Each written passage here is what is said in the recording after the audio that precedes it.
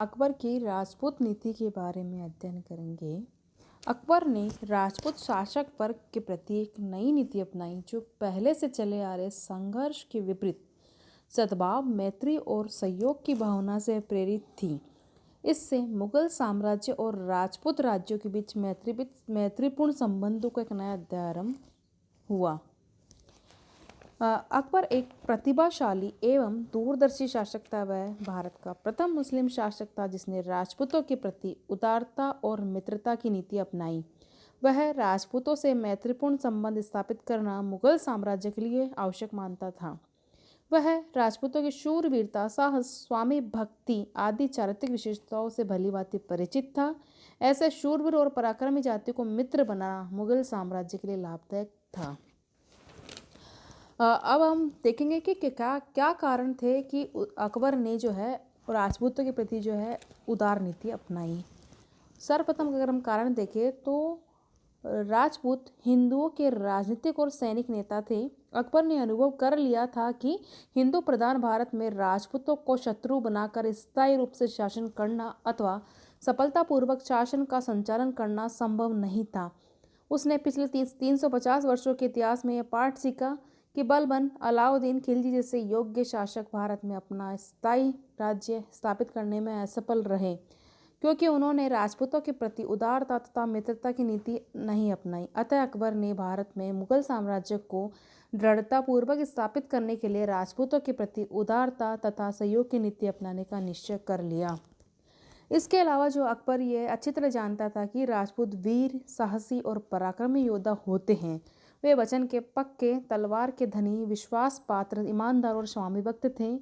वे अपने देश, धर्म तथा संस्कृति की रक्षा के लिए हंसते हंसते अपने प्राण त्याग दिया करते थे। अतः अकबर ऐसे सूरवीर तथा पराक्रमी राजपूत जाति का सहयोग प्राप्त करके मुगल साम्राज्य को सुदृढ़ बनाना चाहता था। एक अन्य कारण यह था कि अनेक मुस्लिम सरदार बड़े अहंकारी तथा महत्वाकांक्षी थे। वे अपने स्वार्थों की पूर्ति के लिए षड्यंत्रों में लिप्त रहते थे।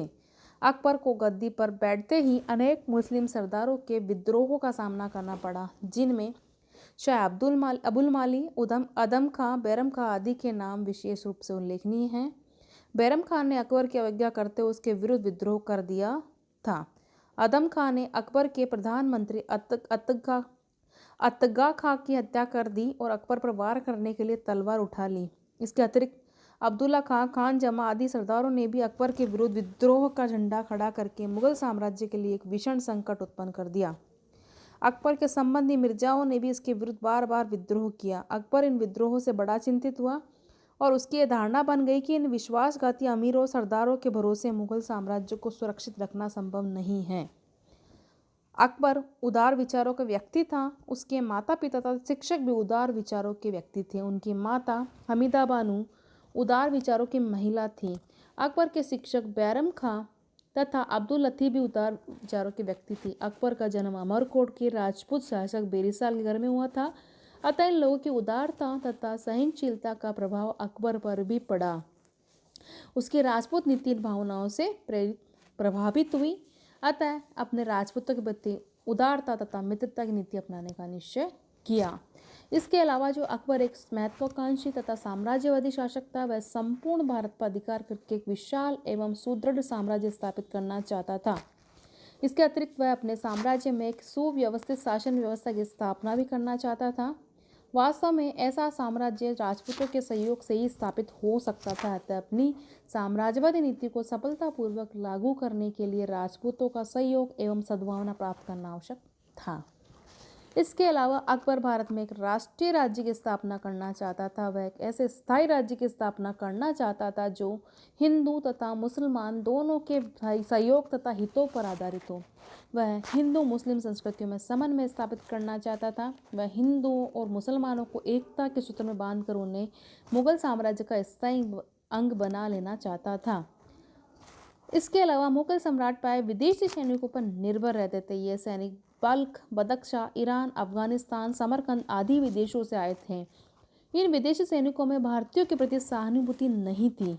इनकी मुगल साम्राज्य के प्रति भी निष्ठा नहीं थी। उनमें यह अभिमान आ गया था कि वे मुगल साम्राज्य की सैनिक शक्ति की आधारशिला है तथा मुगल साम्राज्य को बनाए रखने के लिए उनकी सेवाएं अत्यंत आवश्यक हैं। अतः वे कभी कभी अकबर को के प्रति अपमानजनक व्यवहार करते रहते थे। अतः अकबर ने इन विदेशी सैनिकों को अपनी निर्भरता से मुक्ति पाने के लिए राजपूत जैसी पराक्रमी जाति का सहयोग प्राप्त करने का निश्चय किया।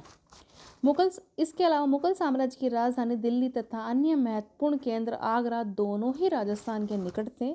स्वतंत्रता प्रेमी तथा युद्धप्रिय राजपूत शासक अकबर के लिए गंभीर खतरा उत्पन्न कर सकते थे। अतः अकबर के लिए यह आवश्यक था कि वह इन पड़ोसी राज्यों की शक्ति का या तो दमन करे या उन्हें अपना मित्र बना ले।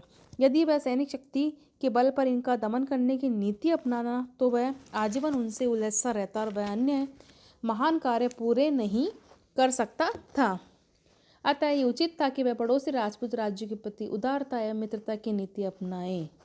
इसके अलावा अफगानों का बढ़ता हुआ प्रभाव भी एक अन्य कारण था। अकबर की राजपूत नीति के मूल उद्देश्य अगर हम देखें तो पहला यह था कि राजपूतों को अपना सहयोग तथा मित्र बनाने का हर संभव प्रयास किया जाए। दूसरा, जो राजपूत शासक अधीनता स्वीकार कर ले उनका पूरा सम्मान किया जाए। तीसरा, जो राजपूत शासक अधीनता स्वीकार करने के लिए सहमत न हो उन्हें सैन्य शक्ति के बल पर अधीन किया जाए। एक अन्य ये रहा कि जो राजपूत नरेश किसी भी अवस्था में मुगलों की अधीनता नहीं माने तथा मुगलों का विरोध करना जारी रखे उन्हें पूरी सैनिक शक्ति लगाकर कुचल दिया जाए। अधीनता स्वीकार कर लेने वाले राजपूत शासकों के आंतरिक मामलों में हस्तक्षेप न किया जाए। उनके धार्मिक तथा सामाजिक मामलों में किसी प्रकार का हस्तक्षेप नहीं किया जाए। अब हम देखेंगे कि इन राजपूत नीतियों को क्रियान्वित करने के लिए अकबर ने क्या क्या कार्य किए। सर्वप्रथम, राजपूतों से घनिष्ठ संबंध स्थापित करने के लिए अकबर ने अनेक राजपूत राजवंशों की कन्याओं से विवाह किए। सर्वप्रथम अकबर ने आमेर के राजा भारमल की कन्या जोधाबाई से विवाह किया। यह विवाह 6 फरवरी 1562 को संपन्न हुआ। इससे मुगलों तथा राजपूतों के बीच घनिष्ठ संबंध स्थापित हुए। डॉक्टर बेनी प्रसाद का कथन है कि इससे भारतवर्ष के राजनीतिक इतिहास में एक नए युग का आविर्भाव हुआ। इसमें देश को प्रसिद्ध सम्राटों की एक परंपरा प्राप्त हुई और इससे मुगल सम्राटों की 4 पीढ़ियों को मध्यकालीन भारत के प्रमुख सेनापतियों और राजनीतिक की सेवा उपलब्ध हुई। इसके अलावा 1597 ईस्वी में बीकानेर के शासक कल्याणमल तथा जैसलमेर के शासक हरिराय ने भी अपनी कन्याओं के विवाह अकबर के साथ किए।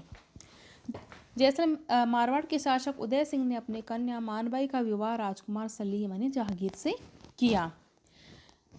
विवाहिक संबंध के अलावा अकबर ने अनेक राजपूत नरेशों को उच्च पदों पर नियुक्त किया और उनकी सेवाओं को भरपूर लाभ उठाया। उन्हें मनसबदार तथा सूबेदार भी बनाया गया। भारमल, भगवान दास, मानसिंह, कल्याणमल, राय सिंह आदि को उच्च तथा महत्वपूर्ण पदों पर नियुक्त किया गया। आमेर के शासक मानसिंह को 7,000 का मनसब प्रदान किया गया जो कि साधारणतः शाही परिवार के सदस्यों को ही प्रदान किया जाता था। अबुल फजल के अनुसार अकबर के राज्य की कुल 51 महत्वपूर्ण मनसबदार थे जिनमें से 17 राजपूत थे। अकबर की सेना में काफ़ी बड़ी संख्या में हिंदू एवं राजपूत सैनिक थे। इसके अलावा अकबर ने राजपूतों को पूर्ण धार्मिक स्वतंत्रता प्रदान की। उन्हें धार्मिक पूजा पाठ की स्वतंत्रता दी गई। अकबर ने जिन राजपूत राजकुमारियों से विवाह किए थे उन्हें राजमहल और अपने धर्म के अनुसार धर्म का पालन करने, पूजा पाठ, उपासना आदि की स्वतंत्रता दी। अकबर ने जजिया कर का तीर्थ कर भी समाप्त कर दिए। उसने अपने सैनिक अभियानों में मंदिरों और मूर्तियों को ध्वस्त नहीं किया। उसने राजपूत नरेशों को मंदिरों का निर्माण करने की स्वतंत्रता प्रदान की। उसने तुला दान, झरोखा दर्शन आदि की प्रथाएं भी शुरू की। इसके अलावा जो अकबर ने राजपूत नरेशों को राजनीतिक दृष्टि से अधीन बनाया था हालांकि लेकिन उनके आंतरिक मामलों में हस्तक्षेप नहीं किया। उसने अधीन राजपूत शासकों के साथ उदारता का व्यवहार किया। इसके अलावा स्वतंत्रता प्रेमी राजपूतों का दमन भी उसके द्वारा किया गया। इनमें जो है सबसे पहले मेड़ता पर अधिकार किया गया। 1562 ईस्वी में अकबर ने अजमेर के सूबेदार सरफुद्दीन हुसैन को मेड़ता पर आक्रमण करने के लिए भेजा। उस समय मेड़ता का दुर्ग मारवाड़ के शासक मालदेव के अधिकार में था तथा दुर्ग की रक्षा का भार जयमल राठौड़ पर था। सरफुद्दीन ने मेड़ता के दुर्ग का घेरा डाल दिया। मुगलों ने तोपों से दुर्ग पर भयंकर अग्निवर्षा की। यदि विजयमल तो दुर्ग से बाहर निकल गया परंतु एक अन्य सेनानायक देवीदास ने मुगलों का वीरतापूर्वक मुकाबला किया। अंत में देवीदास अपने 500 सैनिकों से लड़ता हुआ वीरगति को प्राप्त हुआ और मेड़ता के दुर्ग पर मुगलों का अधिकार हुआ। इसके बाद में रणथंभौर की विजय की गई। 1569 ईस्वी में रणथंभौर का उस समय शासक सुरजनहाड़ा था। वह मेवाड़ के राणा का समर्थक था। सुरजनहाड़ा ने अकबर की अधीनता मानने से इनकार कर दिया। अतः अकबर ने रणथंभौर और आक्रमण करने का निश्चय कर लिया। फरवरी 1569 ईस्वी में अकबर ने एक विशाल सेना लेकर रणथंभौर की ओर प्रस्थान किया और वहां पहुंचकर रणथंभौर के दुर्ग को घेर लिया। मुगलों की तोपों की भयंकर अग्निवर्षा से किले की दीवार में कई दरारें पड़ गई और भीतर के भवन गिरने लगे। यद्यपि राजपूतों ने मुगलों का वीरतापूर्ण मुकाबला किया, परंतु अंत में उन्हें विवश होकर आत्मसमर्पण करना पड़ा। 1569 ईस्वी में कालिंजर के विरुद्ध अभियान किया गया। अकबर ने मजनू खां के नेतृत्व में एक बड़ी सेना कालिंजर के लिए भेजी। कालिंजर के शासक रामचंद्र ने मुगलों की शक्तिशाली सेना का मुकाबला करना व्यर्थ समझा और कालिंजर का दुर्ग अकबर को सौंप दिया। उसने अकबर की अधीनता स्वीकार कर ली। चित्तौड़ की विजय। मेवाड़ का शासक राणा उदय सिंह अकबर की अधीनता मानने को तैयार नहीं था। दूसरी ओर अकबर एक महत्वाकांक्षी और साम्राज्यवादी शासक था। वह संपूर्ण राजस्थान को अपना आधिपत्य स्थापित करना चाहता था। वह स्वतंत्र मेवाड़ का अस्तित्व सहन नहीं कर सकता था। अतः अकबर ने एक विशाल सेना लेकर चित्तौड़ की ओर प्रस्थान किया और 23 अक्टूबर 1567 को चित्तौड़ पहुंच गया। चित्तौड़ पहुंचकर अकबर ने दुर्ग को चारों ओर से घेर लिया। राणा उदय सिंह ने जयमल राठौड़ को चित्तौड़ दुर्ग की रक्षा का भार सौंप दिया तथा स्वयं अरावली की पहाड़ियों में चला गया। दुर्ग पर मुगलों द्वारा तोपों से गोले बरसाए गए और दुर्ग की दीवारों के नीचे सुरंगें खोदकर उनमें बारूद भरकर दीवारों को उड़ाने के प्रयास किए गए। जयमल ने मुगलों को मुकाबला करना जारी रखा। 23 फरवरी 1568 को जयमल अपने व्यक्तिगत निरीक्षण में दीवारों की टूट फूट की मरम्मत करवा रहा था। अकबर ने अपनी संग्राम नामक बंदूक से गोली चलाकर जयमल को घायल कर दिया। जयमल की शीघ्र मृत्यु हो गई। इसके बाद इसका जो है दुर्ग की रक्षा का भार पत्ता ने लिया। अपनी पराजय का निकट देखकर राजपूत महिलाओं ने जोहर किया और हजारों राजपूत मुगलों पर टूट पड़े। पत्ता तथा हजारों राजपूत लड़ते हुए वीरगति को प्राप्त हुए। इस युद्ध में लगभग 8000 राजपूत सैनिक मारे गए। 25 फरवरी 1568 को चित्तौड़ के किले पर मुगलों का अधिकार हो गया। दुर्ग के अंदर लगभग 30,000 हिंदुओं का वध करवा दिया गया। अकबर ने आसफ खां को चित्तौड़ का शासक नियुक्त कर गया। इसके अलावा जो है अकबर और महाराणा प्रताप के बीच का जो संघर्ष रहा उसको हम अलग जो अपने नेक्स्ट वीडियो को उसमें पढ़ेंगे। अब हम देखेंगे अकबर की राजपूत नीति के परिणाम क्या हुए।